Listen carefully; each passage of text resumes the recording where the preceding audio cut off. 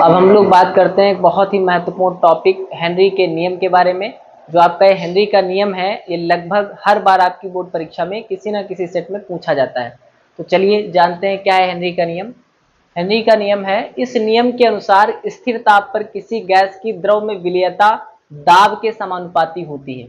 यानी कि अगर आप टेम्परेचर स्थिर रखें किसी भी विलयन का, तो उसमें जो गैस है उसकी जो द्रव में विलेयता है, यानी गैस की जो द्रव में विलेयता है वो दाब के समानुपाती होती है। यानी आप जितना दाब का मान बढ़ाते चले जाएंगे उस गैस की द्रव में विलेयता बढ़ती चली जाएगी। इसको हम एक दूसरे एग्जाम्पल के थ्रू समझ सकते हैं कि जैसे आपने चीनी और जल को आपस में मिलाया तो शरबत का निर्माण हुआ। अब आप जितनी मात्रा चीनी की आप जल में मिलाते चले जाएंगे उतना ही आपका शरबत मीठा होता चला जाएगा।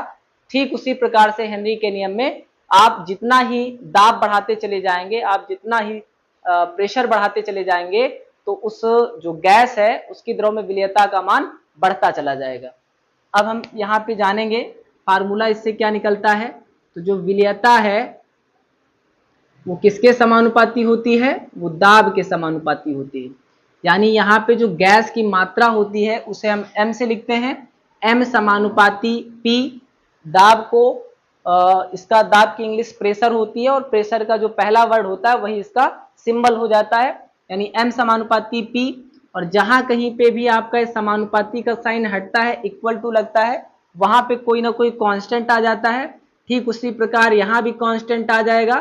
तो यहाँ पे कांस्टेंट आ गया है के एच। यहाँ पे कांस्टेंट क्या आया है, के एच, जिसे क्या कहते हैं, हेनरी नियतांक कहते हैं। तो यहाँ पे लिखना है कि जहां के एच समानुपाती नियतांक है, जहां के एच समानुपाती नियतांक है, समानुपाती नियतांक है, जिसे हेनरी नियतांक कहते हैं, जिसे हेनरी नियतांक कहते हैं।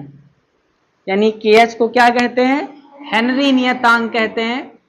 और जो आपका m है, m बराबर हो जाएगा गैस की घुली हुई मात्रा। m क्या है, गैस की घुली हुई मात्रा, गैस की घुली हुई मात्रा।